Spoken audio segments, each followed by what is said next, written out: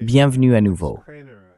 Aujourd'hui, nous recevons Alex Cranor, auteur, analyste de marché et ancien gestionnaire de fonds spéculatifs, pour nous apporter son point de vue sur les évolutions politiques et économiques dans le monde.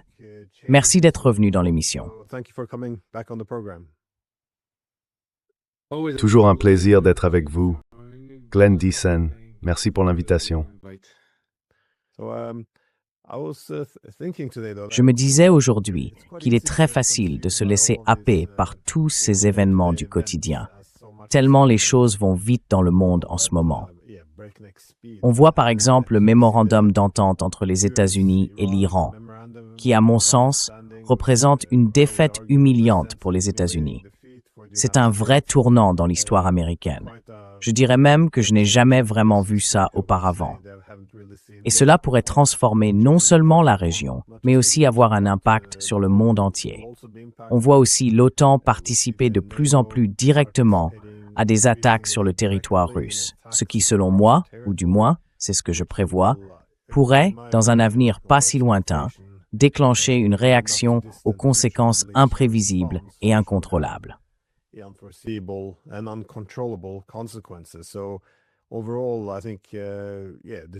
Globalement, je pense que oui, le changement dans l'ordre mondial est maintenant assez évident. L'ère d'après la guerre froide, ou si vous voulez, l'ère hégémonique menée par les États-Unis au nom de la démocratie libérale, est clairement révolue, et on voit apparaître tous ces autres conflits.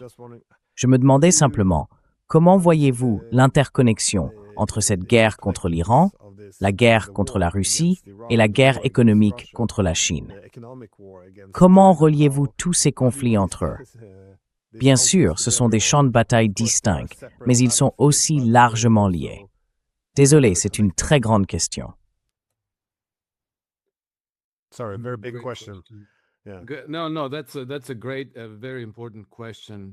Non, c'est une excellente question et très importante. Et je ne veux pas me répéter, mais je pense qu'il faut toujours voir tous ces différents conflits dans le monde comme un affrontement entre deux systèmes de gouvernance. Oui, c'est à mon avis évident. Et c'est ce qui fait que la guerre menée par les États-Unis et Israël contre l'Iran, la guerre entre l'Ukraine et la Russie, et les tensions internes dans les pays européens, au Royaume-Uni, aux États-Unis, au Canada, en Australie. Tout ça fait partie d'un même conflit. Et ces deux systèmes de gouvernance, en gros, ce sont l'empire colonialiste occidental avec ses structures de pouvoir face au reste du monde. Et je pense que plus ce conflit avance, plus il devient clair que, comme vous l'avez dit, les interconnexions très profondes, bien plus profondes qu'on ne le pensait. Et donc, vous savez, il y a 3 jours, on a vu Robert Lowe publier son arme sur les viols collectifs en Grande-Bretagne.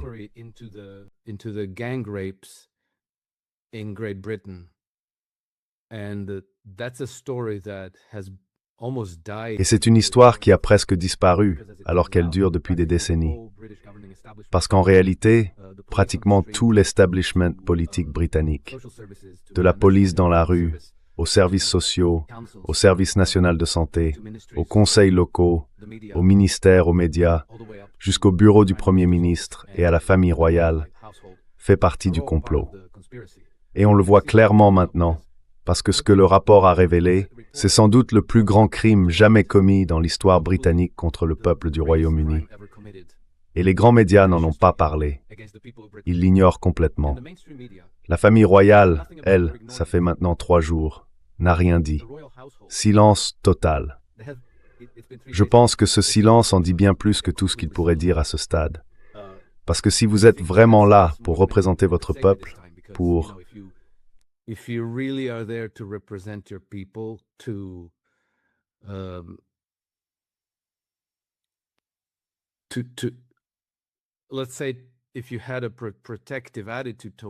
Disons que si vous aviez vraiment une attitude protectrice envers votre peuple, vous seriez dehors, indigné.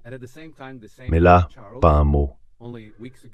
Et pendant ce temps, le même roi Charles, il y a à peine quelques semaines, s'adressait à la session conjointe du Congrès américain, appelant pratiquement à une 3e guerre mondiale. Son gouvernement, lui, s'est engagé à envoyer 150 000 drones à l'Ukraine, sans même vraiment chercher à cacher qu'ils seront utilisés pour frapper la Russie. Bien sûr, je ne devrais pas pointer uniquement la Grande-Bretagne, même si, soyons honnêtes, si on reprend la métaphore du Seigneur des Anneaux, c'est probablement le Mordor de tout l'empire colonialiste occidental. Western colonialist empire.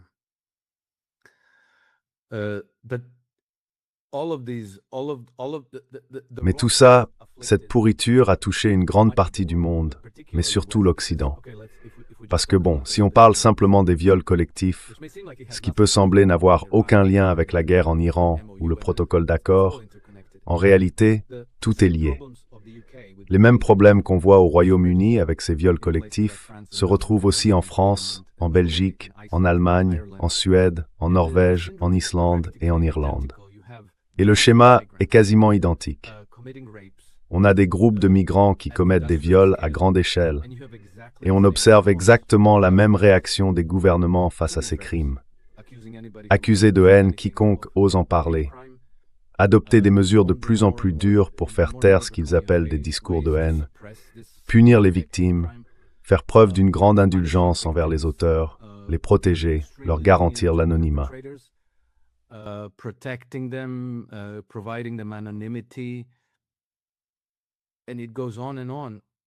And Et ça continue encore et encore. C'est vraiment très étrange que tout ça se produise, non pas dans un seul pays, pas sous un seul gouvernement, où on pourrait dire, bon, d'accord, quelque chose a dérayé au Royaume-Uni. Non, c'est tout le système de gouvernance qui est copié-collé partout, et il produit exactement la même réaction. En gros, sur toutes les questions cruciales, tous ces gouvernements adoptent pratiquement les mêmes positions. Pendant la pandémie, ils ont tous obéi, ils ont tous imposé l'obéissance. Quand la guerre entre la Russie et l'Ukraine a éclaté, même réponse, même camp, même tolérance face au génocide à Gaza, en Cisjordanie, au Liban. Même position exacte, même réaction face aux crimes organisés à l'intérieur de leur pays. Même réaction face à la guerre entre les États-Unis et l'Iran.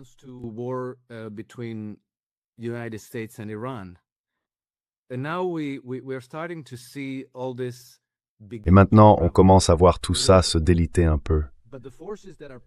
Mais les forces qui poussent le monde occidental, le système de gouvernance occidental dans cette direction, elles n'abandonneront jamais, elles ne vont jamais céder. Elles vont continuer à essayer de prendre le contrôle du monde, de l'Iran, de la Russie, de la Chine, du Venezuela, de Cuba, des pays d'Amérique du Sud. Et ce n'est pas une question de Trump.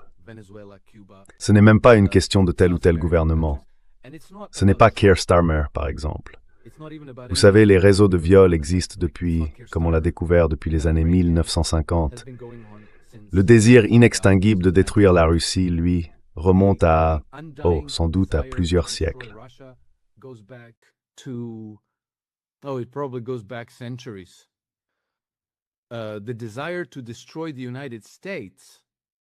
Le désir de détruire les États-Unis remonte pratiquement au début de la République américaine. Et tous ces conflits ont leurs manifestations internes et leurs manifestations externes. Je pense que les gangs de violeurs et le crime organisé, associés aux ONG, à la domination des médias, à l'infiltration et la récupération des structures gouvernementales, tout ça, ce sont les éléments internes de ce conflit. Les guerres colonialistes, elles, représentent l'élément externe de cette lutte. Mais la lutte, au fond, reste toujours la même. Ce sont toujours deux systèmes de gouvernance qui s'affrontent. Je n'ai pas précisé quel est l'autre système de gouvernance, parce que ça n'a pas d'importance.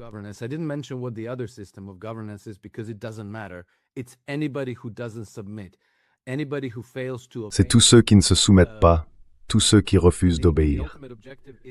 Et l'objectif final, c'est de créer un ordre mondial unique, ou peu importe comment on l'appelle. Un ordre mondial fondé sur des règles, une Pax Judaica, une Pax Americana, ou autre chose. Mais tout le monde doit se soumettre, tout le monde doit se conformer, tout le monde doit obéir. Et ceux qui ne le font pas sont annulés, assassinés moralement, physiquement éliminés, sanctionnés, mis à l'écart, diabolisés ou attaqués militairement. Et je pense que la logique de ce conflit aujourd'hui est arrivée à un point où, à mon avis, ça ne s'arrêtera pas avant la défaite totale de l'un ou de l'autre camp. Until the ultimate defeat of either one side or the other. Because Parce qu'ils vont vraiment pas lâcher prise. they really are not going to relent. And Et vous savez, on peut prendre l'exemple de l'Iran. L'Iran est dans leur ligne de mire depuis des décennies. Ils continuent d'essayer, encore et encore. Il n'y a jamais un moment où ils se disent « Bon, eh bien, ça n'a pas marché, alors faisons la paix et soyons gentils avec les Iraniens. » Et si les Iraniens veulent profiter de leurs 35 000 milliards de dollars de ressources naturelles, développer leur économie et leur société à leur manière, eh bien, on devrait les laisser faire, non? Mais ça n'arrive jamais. Ronald Reagan bombardait la Libye en 1986. Kadhafi a survécu, le gouvernement de Kadhafi a survécu. Gaddafi survived, Gaddafi's government survived. Did they give up trying to destroy Libya? No, they didn't. Ultimately, Ont-ils renoncé à vouloir détruire la Libye? Non, pas du tout. Au final, ils ont bel et bien détruit la Libye. La dynastie El-Assad en Syrie a survécu pendant des décennies à toutes sortes d'attaques, par procuration, par sabotage, par tentative d'assassinat, par infiltration, jusqu'à ce qu'ils soient finalement éliminés. Ils ont été éliminés au début de l'année 2015. Et c'est la même chose pour l'Iran, la même chose pour la Russie, la même chose pour tout pays qui refuse de se soumettre à l'empire colonialiste occidental. Les Chinois, eux, savent très bien qu'ils figurent aussi sur la liste des cibles. Alors le monde n'a pas d'autre choix que de mener ce combat jusqu'au bout. Et peut-être que Trump, lui, en a simplement eu assez. And so Trump himself may have had enough. In fact, he probably had enough.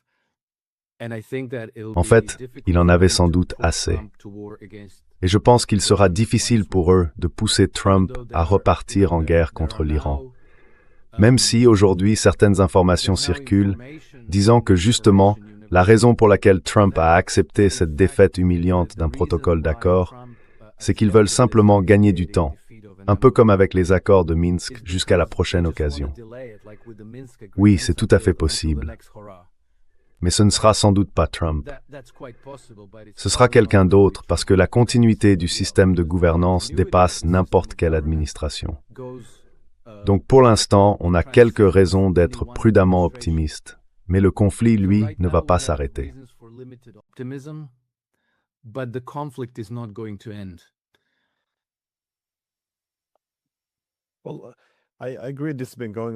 Oui, je suis d'accord, ça dure depuis pas mal de temps.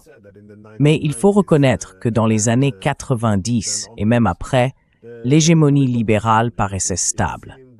C'est-à-dire qu'elle reposait sur une concentration du pouvoir solide et sans véritable contestation. Et puis, le régime libéral démocratique, pas forcément ses valeurs, mais plutôt ses slogans, n'était pas vraiment remis en cause non plus. On les considérait comme une source essentielle de légitimité pour l'hégémon. En gros, l'idée, c'était que l'Occident collectif dirigeait le monde, mais pour le bien de tous. Et cette idée-là était plutôt admise, non seulement en Occident, mais souvent aussi au-delà de ses frontières.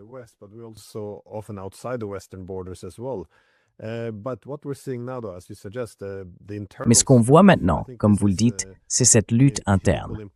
Et je pense que c'est un élément tout aussi important que les guerres à l'étranger.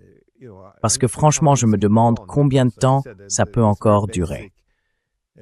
Comme vous l'avez dit, ce mépris total de l'intérêt national, ce n'est pas tenable. La crise économique qu'on voit se dérouler, ce n'est pas juste un petit passage à vide. Ce sont les fondements même de l'économie qui s'effondrent. On voit la désindustrialisation, la crise financière, l'effondrement annoncé du dollar et d'autres monnaies. On voit aussi la liberté de navigation remplacée, sans trop de contestation, par une forme de piraterie acceptée, sans que les responsables politiques ou les médias ne s'en émeuvent vraiment.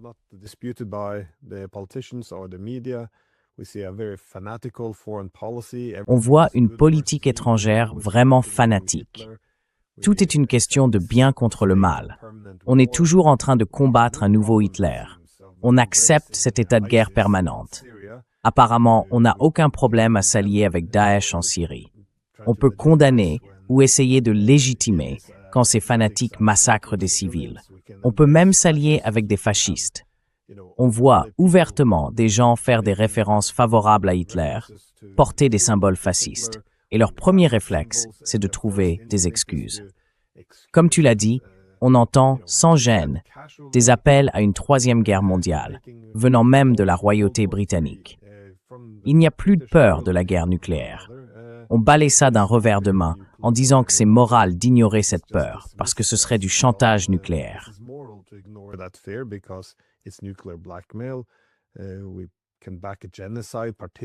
On peut soutenir un génocide, participer à un génocide.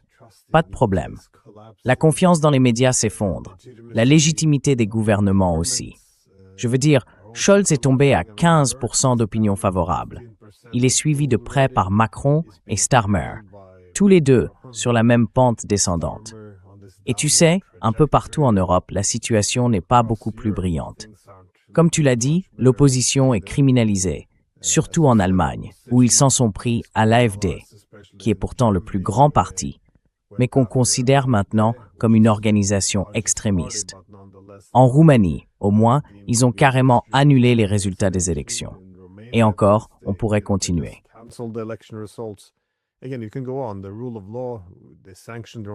L'état de droit, ils en sont à sanctionner leurs propres citoyens maintenant. La dissidence est écrasée. Cette propagande massive, étouffante, ne s'arrête jamais. On a juste l'impression que pour faire court, ce n'est pas seulement l'hégémonie qui vacille, mais aussi la légitimité. Et quand elle s'effondre, quelque chose se passe à l'intérieur même de la société. Si on devait évaluer la durabilité, et vous avez, vous aussi, une solide formation en économie, comment voyez-vous les choses? Qu'est-ce qui, selon vous, craquera en premier? La soutenabilité économique ou l'aspect politique? Parce que franchement, ça ne peut pas tenir comme ça. Ou bien, tout ça finira-t-il par une défaite ou une issue militaire?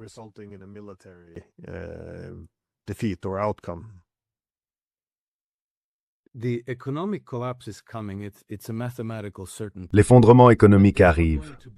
C'est une certitude mathématique. Mais ce ne sera pas comme, vous savez, 1929 aux États-Unis, ni comme la Grande Dépression des années 30. Ce sera plutôt un effondrement lié à une récession de type stagflation, avec des niveaux d'inflation qui s'accélèrent. L'argent va donc perdre de plus en plus de valeur. Ça va aggraver la crise du coût de la vie dans tout le monde occidental. N'y peut-être pas partout sur la planète, mais dans la majeure partie, oui. Et ça va provoquer des soulèvements sociaux.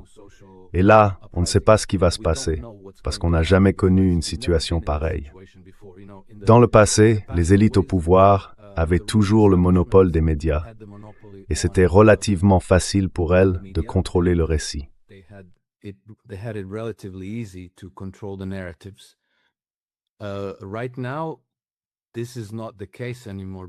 Aujourd'hui, c'est plus du tout le cas, parce qu'on a Internet, on a les réseaux sociaux, on a ce genre de discussions, les podcasts. Il y a énormément de gens qui produisent des contenus d'une qualité exceptionnelle, et ça mobilise le public, ça pousse d'autres personnes à creuser chaque petit aspect de la crise dans laquelle on se trouve. Et on voit bien que les gens au pouvoir sont désespérés de détourner cette colère vers un ennemi extérieur. La veille de la publication de l'enquête de Rupert Lowe, des commandos du SAS britannique ont arraisonné un pétrolier russe dans la Manche, ce qui était totalement illégal. Il n'y a aucun moyen de justifier ça au regard du droit international, du droit maritime ou des conventions de l'ONU.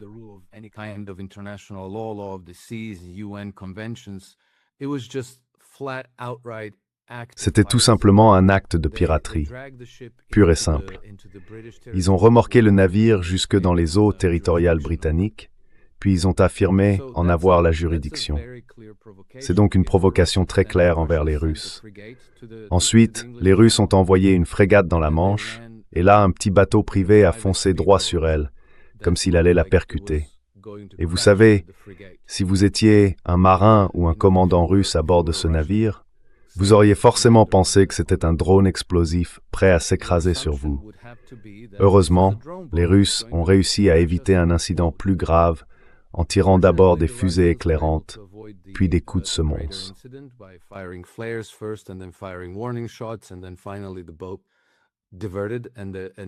Et puis finalement, le bateau a changé de cap et il n'y a eu aucune conséquence. Mais aujourd'hui, le désir brûlant des Britanniques, enfin pas des Britanniques comme Roger Waters ou Jeremy Clarkson, je parle de ceux qui sont au gouvernement, c'est de déclencher une vraie guerre pour essayer de détourner les frustrations du peuple vers un ennemi extérieur qui serait évidemment la Russie. Alors quand rien ne s'est vraiment passé dans la Manche ou en mer, eh bien ils ont fait en sorte que les Ukrainiens organisent la plus grande attaque de drones jamais menée contre Moscou. Et Moscou s'est réveillé hier matin dans une scène absolument apocalyptique.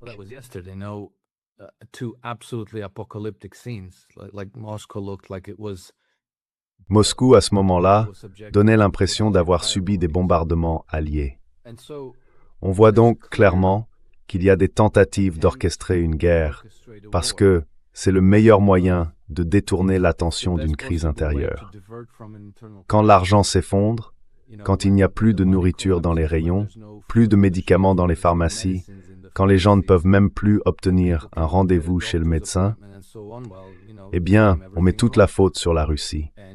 Et on bat le tambour du patriotisme pour mobiliser tous les jeunes hommes.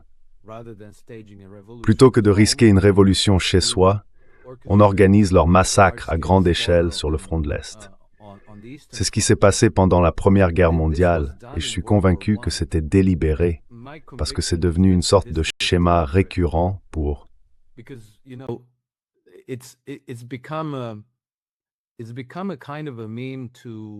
On se moque souvent des généraux de la Première Guerre mondiale pour leur incompétence.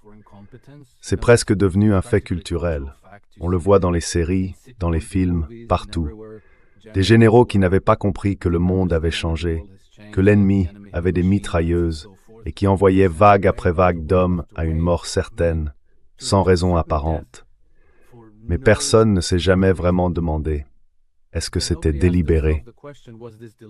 Et quand on regarde de près la vie et l'action du général Sir Douglas Haig, on se rend compte que c'était presque certainement intentionnel. Cet homme savait exactement ce qu'il faisait. Il a été personnellement responsable de la mort de près de 2 millions de soldats britanniques, des hommes en âge de combattre. C'est plus simple de s'en débarrasser sur un champ de bataille à l'étranger que de les voir rentrer chez eux et commencer à poser des questions. Du genre, pourquoi nos filles et nos femmes se font violer et personne ne fait rien?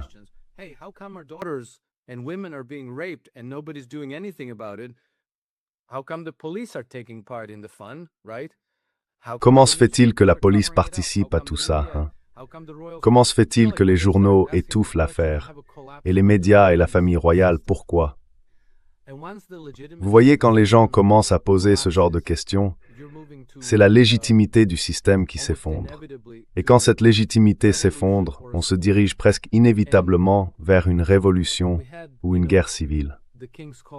On avait, vous savez, le professeur David Betts du King's College, qui a beaucoup écrit et parlé de ce sujet. Il disait que la guerre civile est désormais inévitable, non seulement au Royaume-Uni, mais aussi dans une grande partie de l'Europe de l'Ouest. Selon lui, toutes les conditions d'une guerre civile, d'après les précédents historiques, ne sont pas seulement réunies, mais il affirmait que le continent était dans une configuration explosive, prête à déclencher une guerre civile. Et il y a environ 1 an, il disait que cela se produirait d'ici 5 ans. About a year ago, he was saying that this would happen within 5 years. So that would mean that now. Donc ça voudrait dire que maintenant, c'est dans 4 ans. C'est très proche. Alors, pour ceux qui sont au pouvoir, la question c'est, est-ce qu'on prend le risque des guillotines ou est-ce qu'on fait tout pour provoquer une guerre contre la Russie afin de mobiliser toute la société, que tous les hommes partent combattre les Russes et avec un peu de chance, ne reviennent jamais. Voilà où on en est. Et à la base de tout ça, il y a la crise économique. Parce que l'inflation va continuer à galoper. Les gens vont avoir de plus en plus de mal à boucler les fins de mois. Le mécontentement va monter et il va finir par déborder dans la rue. and it's going to be spilling out into the streets. And with this inquiry that came out 2 days ago, Glenn, Et avec cette enquête qui est sortie il y a 2 jours, Glenn, on ne peut plus le nier, l'establishment au pouvoir est l'ennemi. Jusqu'à présent, ils entretenaient ce récit selon lequel si on parle des réseaux de prédation, on est raciste, que la plupart des viols sont commis par des hommes blancs. Ils disaient vraiment ça, sérieusement. Aujourd'hui, je pense que ce barrage a cédé. Oui, ce barrage a cédé. Et je crois que la colère du peuple est en train de se libérer et qu'elle va déferler sur le Royaume-Uni comme un tsunami. Et pas seulement sur le Royaume-Uni, parce que la même chose, à une échelle peut-être un peu moindre, se passe en Norvège, en Suède, en Belgique, en France, en Allemagne, dans beaucoup de pays. On se dirige donc vers un avenir proche, marqué par un profond mécontentement. We're looking at a near future of deep, profound discontent.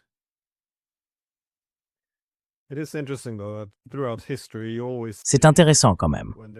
Si on regarde l'histoire, on voit que chaque fois qu'un système politique traverse une énorme crise de légitimité, ça finit presque toujours par rediriger les frustrations vers un ennemi extérieur, et donc par déclencher une guerre. Pourtant, quand ça se produit aujourd'hui, on a tendance à balayer ça d'un revers de main, en disant que c'est une théorie du complot ou un délire d'extrême droite. Et pourtant, si on prend un peu de recul, si on regarde ce qui se passe dans un contexte historique plus large. Comme tu l'as dit, j'ai aussi interviewé David Betts sur cette chaîne. Il étudie l'histoire des guerres civiles, il suit ce qui se passe à l'intérieur des sociétés. Et on peut dire, eh bien oui, c'est clairement ce qui est en train de se produire ici.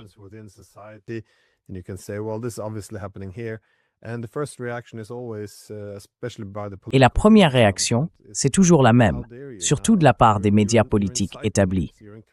Comment osez-vous? On vous accuse aussitôt d'inciter, d'encourager, parce qu'en disant que les autorités sont illégitimes, vous diffusez cette idée. C'est fou, en fait, qu'il n'y ait aucun espace pour discuter réellement de ce qui se passe dans la société. Parce que, comme vous le dites, on ne peut plus le nier. La crise économique, la crise de légitimité, la mauvaise gouvernance, les politiques étrangères irresponsables, les mensonges sur les raisons de la guerre contre l'Iran, la Russie et probablement la Chine à l'avenir. Tout ça est désormais visible. Et pourtant, il n'y a toujours pas de place pour reconnaître la critique.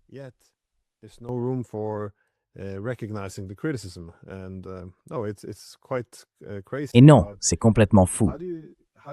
Mais dis-moi, comment tu vois les choses?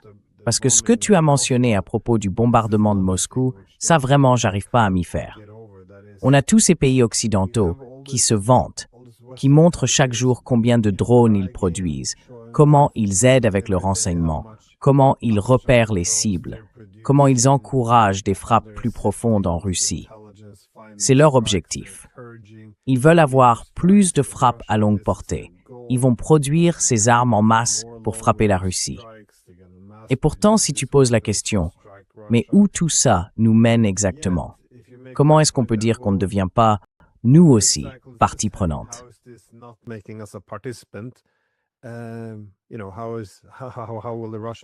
Vous savez, comment les Russes pourraient-ils ne pas riposter contre l'Occident?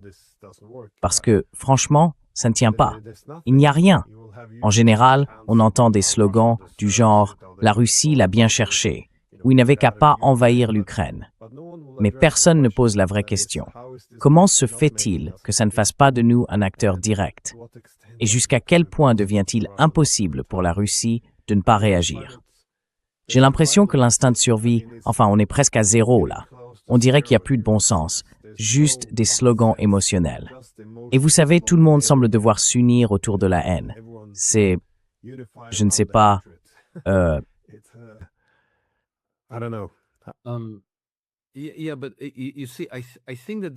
Oui, mais tu vois, je pense qu'ils font ça exprès, parce qu'ils veulent rendre la situation aussi difficile que possible pour que les Russes ne puissent pas ne pas réagir.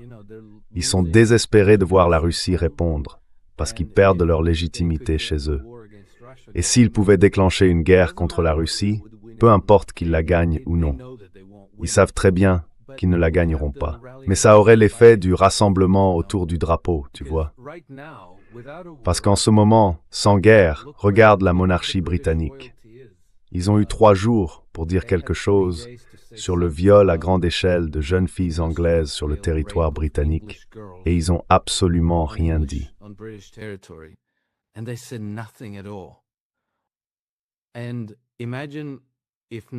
Et imaginez que tout à coup, la Russie frappe le Royaume-Uni. Là, il y aurait plein de gens qui diraient « pour le roi et pour le pays » et qui seraient prêts à partir en guerre. C'est pour ça que l'establishment au pouvoir est désespéré de voir cette guerre éclater. Et Vladimir Poutine sait très bien qu'il ne faut pas leur offrir ce cadeau, parce que ce serait le plus beau cadeau de Noël qu'ils puissent rêver. Du coup, ils ne prennent même plus la peine de nier leur implication. Vous savez, en 2022 et en 2023, tout le monde faisait très attention, parce qu'on disait « Ah non, on ne peut pas leur donner ces armes, sinon les Ukrainiens pourraient frapper au cœur de la Russie et on serait considérés comme complices. » Et ça nous exposerait à une guerre directe contre la Russie.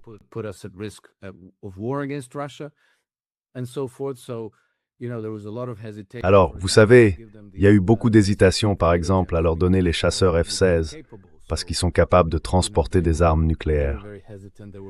Donc oui, ils étaient vraiment réticents.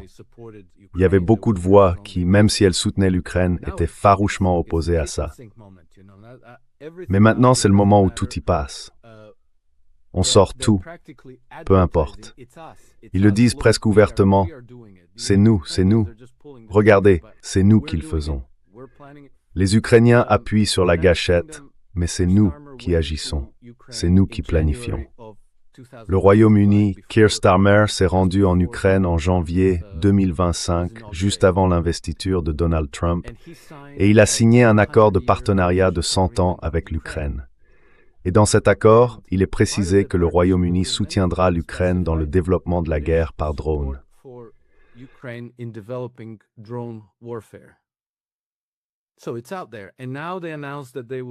Donc c'est là, c'est public. Et maintenant, ils ont annoncé qu'ils allaient, en fait tu l'as tweeté ce matin ou hier, qu'ils allaient fournir 150 000 drones à l'Ukraine. À l'Ukraine, avec l'intention évidente que ces drones soient utilisés pour frapper la Russie.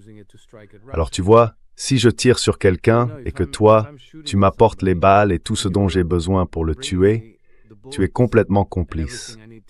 Donc si tu es une personne normale, tu vas essayer de cacher ça. Mais si tu es avide de guerre, si tu veux absolument une escalade, non seulement tu ne vas pas chercher à le dissimuler, mais tu vas presque le revendiquer publiquement.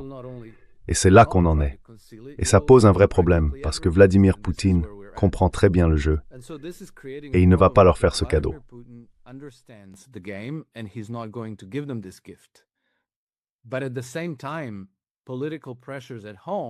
Mais en même temps, les pressions politiques à l'intérieur du pays montent à un point où Vladimir Poutine pourrait ne plus être capable de retenir ce qui arrive, cette avalanche qui se prépare. Parce qu'il y a beaucoup de gens qui disent « il faut leur donner une leçon. On va bombarder l'Allemagne à l'arme nucléaire », comme le suggère Karaganov par exemple. Et c'est exactement ce que l'Occident espère désespérément. Il pourrait même réussir à forcer la main de Poutine dans ce sens, parce que si ces attaques de drones, comme celles qu'on a vues hier, se répètent encore et encore, la Russie ne peut pas rester sans réagir. On est donc dans une situation extrêmement dangereuse en ce moment. La guerre, l'escalade vers une troisième guerre mondiale, est provoquée par nos propres dirigeants, les Merz, les Macron, les Starmer de ce monde, et aussi Mark Carney, ne l'oublions pas.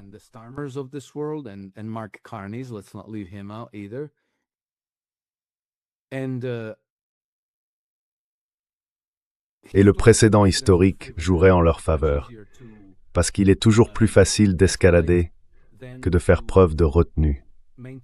Et je pense que c'est à nous, le public, de réagir. Parce que si le public montre aux dirigeants qu'on voit où ils veulent en venir, qu'on voit ce qu'ils font, qu'on comprend qu'ils veulent sacrifier nos hommes, nos enfants, dans une grande guerre, et ensuite quoi? Ils laisseraient nos enfants et nos femmes vulnérables, à la merci de leurs immigrés. Alors, les hommes en âge de se battre doivent être conscients de ce qui se passe et ils doivent refuser de se battre. Ce qui est très difficile, parce que les Ukrainiens non plus ne voulaient pas se battre. Ils y ont été forcés. Donc je pense qu'on vit peut-être un moment vraiment révolutionnaire. Potentially revolutionary times ahead of us. Yeah, well, that's a good point. That is, Oui, c'est un bon point. you know, the- Disons que pour population l'instant, well, la now population ne veut pas se fight, battre, par exemple, contre la Russie, la Chine, l'Iran ou qui que ce soit. Mais ça peut changer dès que la Russie répliquera, je pense. Enfin, comme vous l'avez dit, à propos des Ukrainiens, les gens oublient souvent que de 1991 jusqu'en 2014, seule une toute petite minorité d'Ukrainiens voulait faire partie de l'OTAN. Dans tous les sondages, on voyait que s'ils avaient eu le choix d'un partenariat de sécurité, la question était « lequel auriez-vous choisi ?»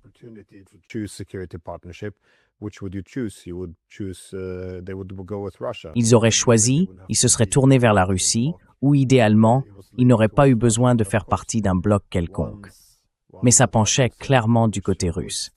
Évidemment, une fois qu'on renverse Yanukovych, qu'on met en place ces éléments extrémistes et que les Russes réagissent, eh bien, là, on peut construire là-dessus, renforcer l'armée ukrainienne, saboter toutes les voies possibles vers la paix, les armer jusqu'aux dents. Et ce qui, il y a 20 ans, aurait semblé impensable, c'est devenu aujourd'hui cette guerre massive entre eux. Alors, pourquoi ne pourrait-on pas aussi amener des Européens, des hommes européens, à se ranger en ligne pour se battre et mourir? Oui, exactement, exactement. Exactly.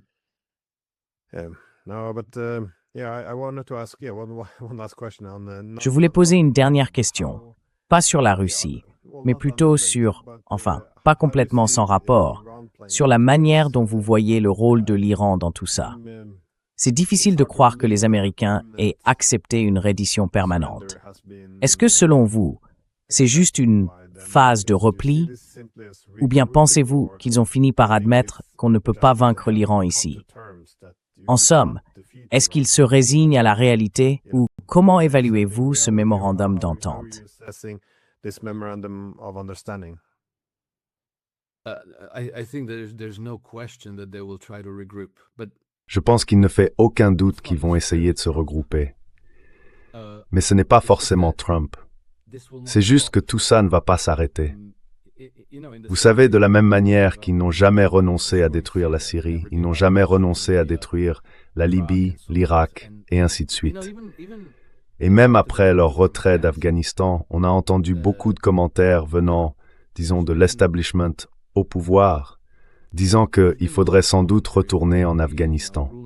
Même Trump, d'ailleurs, avait laissé entendre au début de son mandat qu'il voulait récupérer la base de Bagram. Et juste après le retrait, Leon Panetta est passé à la télévision dans une interview, je crois que c'était à 60 minutes ou une émission du genre, et il a dit quelque chose comme « À un moment donné, il faudra qu'on retourne en Afghanistan ».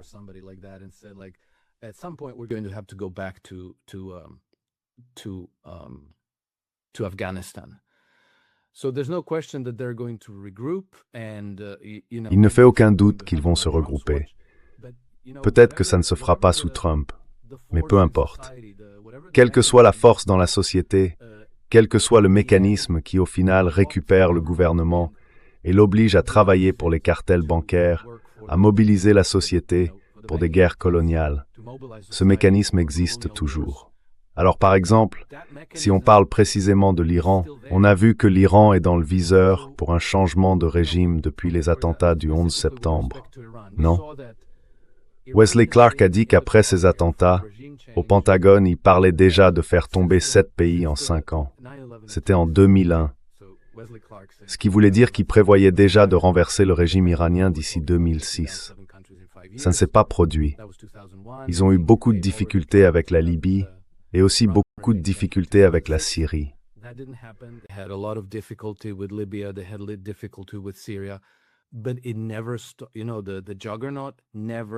Mais le rouleau compresseur ne s'est jamais arrêté.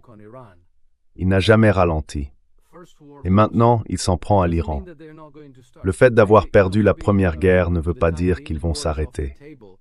Peut-être que pour l'instant, la guerre n'est plus à l'ordre du jour, mais ils ont toujours leurs sabotages, leurs assassinats, leurs guerres de changement de régime, leurs révolutions de couleur, leurs sanctions, et rien de tout ça ne va disparaître. Je pense que les Iraniens ne sont pas naïfs. Ils savent très bien que tout ça va les viser. Mais au final, la bataille se jouera sur le terrain économique. Parce que le gouvernement de Bachar al-Assad a survécu à la guerre entre 2015 et 2019. Ils ont survécu à la guerre. Ils ont tenu bon.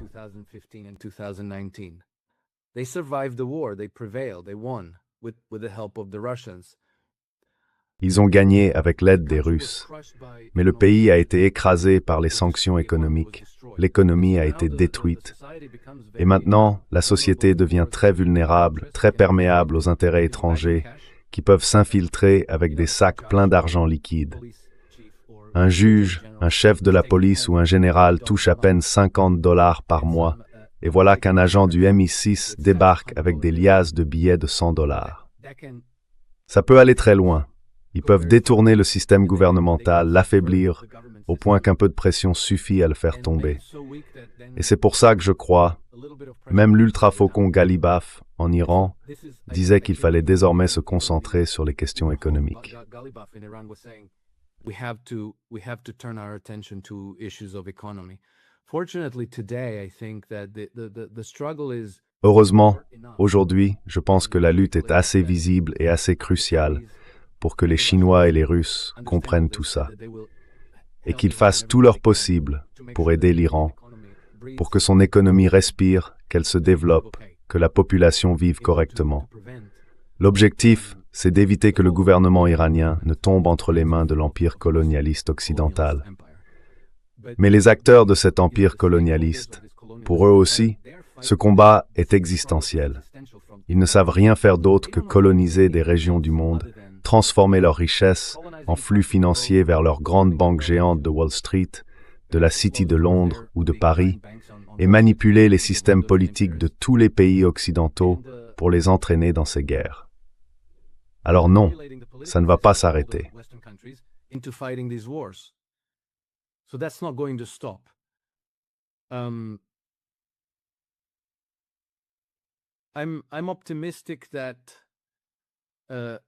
Je suis optimiste.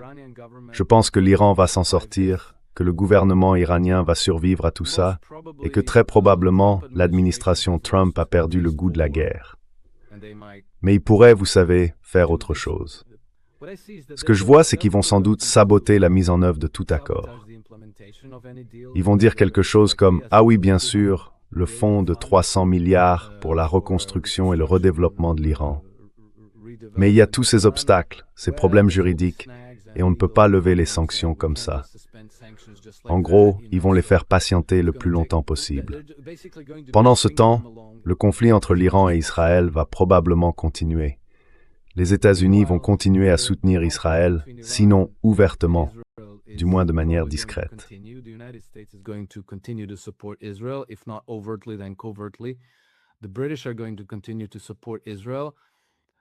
Les Britanniques vont continuer à soutenir Israël. Mais je pense que pendant cette période intermédiaire, le rapport de force va pencher en faveur de l'Iran et au détriment d'Israël.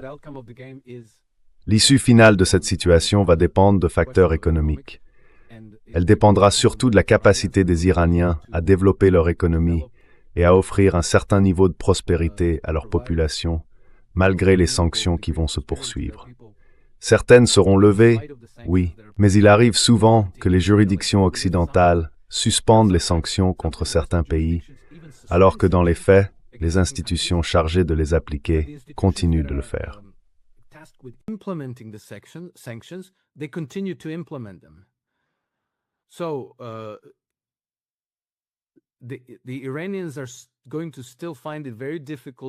Les Iraniens vont encore avoir beaucoup de mal à exporter leur pétrole ailleurs qu'en Chine, ou vers des pays qui acceptent d'être payés en yuan, les yuan chinois. Donc ça va continuer. Le résultat va surtout dépendre de la capacité de la Chine, de la Russie et des autres pays des BRICS à commercer avec l'Iran et à permettre à l'économie iranienne de se développer.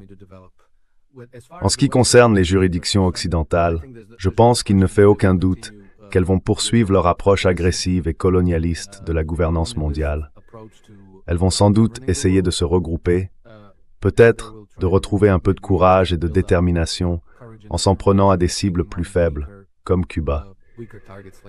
Donc oui, ce conflit va durer des générations, c'est certain.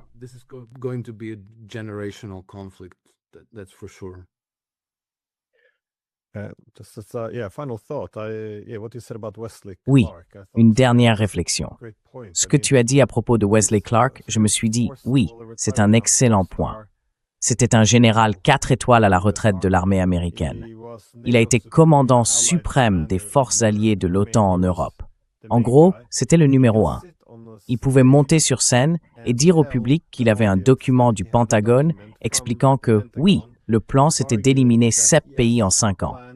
Autrement dit, ils allaient s'en prendre à l'Irak, ce qu'ils ont fait. Puis à la Libye, la Syrie, le Liban, la Somalie, le Soudan, et pour finir, l'Iran.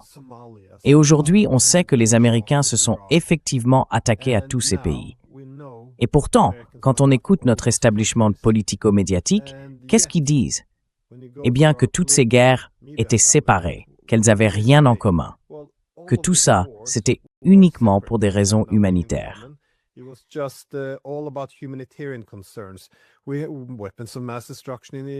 Nous avions des armes de destruction massive en Irak. Ah, et les préoccupations humanitaires qu'on avait en Libye, parce que vous savez, nos élites politiques ont soi-disant le cœur qui saigne pour les Libyens ou les Syriens. Et maintenant, c'est pour les pauvres filles en Iran qu'il faudrait libérer du régime. Tout ça est là, sous nos yeux, évident, et pourtant ça ne change en rien le récit officiel. Et je pense que c'est pareil avec la guerre en Ukraine. On a le directeur de la CIA, William Burns, qui non seulement a eu, vous savez, ce câble qui a fuité, mais qui en plus l'a publié dans son propre livre. Il y explique qu'il avait prévenu exactement de ce qui allait se passer. Autrement dit, il avait averti que si l'OTAN essayait d'attirer l'Ukraine dans son orbite, le résultat prévisible se produirait.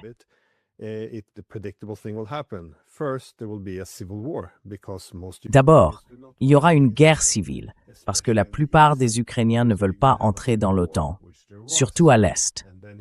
Donc, vous allez avoir une guerre civile, ce qui s'est effectivement produit.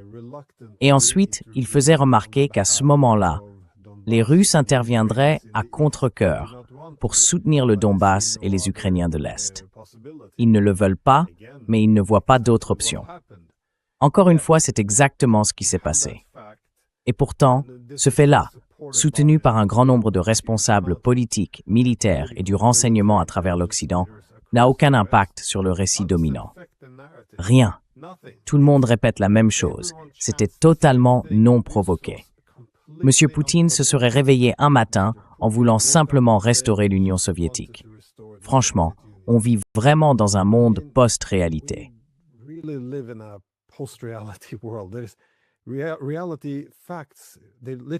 La réalité, les faits, ils n'ont littéralement plus aucun impact sur les récits aujourd'hui. Je veux dire, tout ça nous est vendu comme c'est dans notre intérêt, c'est pour ça qu'il faut se battre et mourir. Et bien sûr, la cerise sur le gâteau, c'est qu'on prétend que tout ça, c'est pour aider les Ukrainiens. Des Ukrainiens qui ont été trahis par l'OTAN à chaque étape, ignorés encore et encore, pas seulement depuis 12 ans, mais depuis, je dirais, 22 ans. C'est assez incroyable. Et pourtant, dès qu'on fait ce constat, on nous renvoie dans la case « Ah, ça c'est de la propagande russe, des éléments de langage du Kremlin ou une théorie du complot. » C'est exactement la propagande dont je parlais tout à l'heure. C'est étouffant. C'est fou d'en être arrivé là, dans des sociétés censées être libérales, démocratiques, ouvertes. Bref, tu as un dernier mot avant qu'on conclue.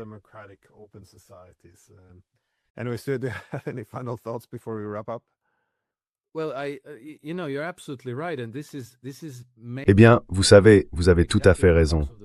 Et c'est peut-être justement là le cœur du problème. Je pense que Vladimir Poutine avait parfaitement raison d'appeler l'Occident l'empire du mensonge, parce que c'est bien un empire du mensonge. Les exemples que vous avez cités montrent exactement à quel point il est difficile de convaincre quelqu'un quand son salaire dépend du fait qu'il ne comprenne pas certaines choses. Du coup, on se retrouve avec des structures gouvernementales remplies de gens qui sont payés pour ne pas comprendre des choses élémentaires. Et même quand ils les comprennent, ils les rejettent, parce qu'ils ne pourraient pas continuer à servir ce système s'ils acceptaient la vérité. Alors ils sont obligés d'adhérer au mensonge. Et on a même des exemples très concrets de tout ça. Juste avant le déclenchement de la guerre en Ukraine, il y a eu une sorte d'exercice militaire organisé en Inde.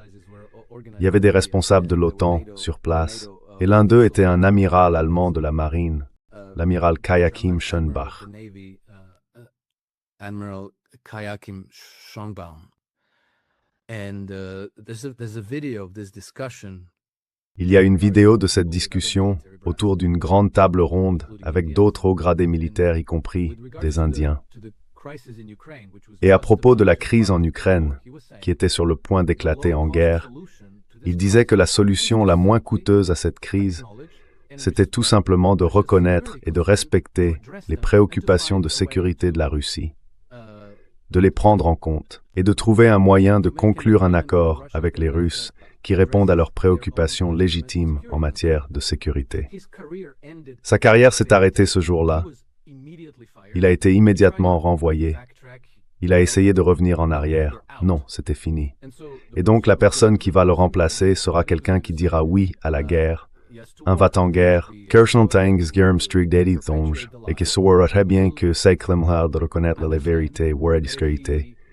Il sera écarté. Makes the mistake of acknowledging the truth and reality that he's out. And so those types of decisions Et donc ce genre de décision a été pris des milliers de fois dans chaque centre de décision clé de tout notre empire du mensonge. Chaque nœud de décision est occupé par ce type de personnes, des politiciens, des généraux, des juges, des policiers, des agents de renseignement, et ainsi de suite. Et au final, on se retrouve avec une présidente de l'Union européenne comme Ursula von der Leyen. On a une commissaire aux affaires étrangères, Kaja Kallas, dont, à mon avis, la seule qualification dans la vie, c'est une russophobie féroce et incurable. Et tout notre système fonctionne comme ça. Mais je pense que le point encourageant, c'est que cette couche du dessus est très très mince. En dessous, les gens commencent à se réveiller, à comprendre ce qui se passe. Reste à voir s'ils pourront faire aux populations européennes ce qu'ils ont fait à l'Ukraine. Vous savez, envoyer de force des hommes en âge de combattre à la guerre, contre leur volonté. Military age men to war against their will. And that I think we have to push back. Et je pense qu'il faut résister à ça de toutes nos forces. Parce que c'est la différence entre la paix et la guerre. C'est la différence entre avoir ses fils vivants à la maison ou les voir sous le drapeau de leur pays comme tant de centaines de milliers, peut-être plus d'1 million de parents ukrainiens aujourd'hui. Voilà ce dont il s'agit dans ce conflit, directement, pour chaque personne vivant en Occident, y compris aux États-Unis. Vous savez, peut-être que les Américains ne participeront pas à une guerre contre l'Ukraine, mais les mêmes préparatifs sont faits par les mêmes structures de pouvoir pour affronter la Chine un jour. Trump ne veut pas le faire, mais après Trump, quelqu'un d'autre sera au pouvoir, peut-être un Anthony Blinken ou un Jake Sullivan, quelqu'un de ce genre. In power, maybe some Anthony Blinken or Jake Sullivan, somebody like that.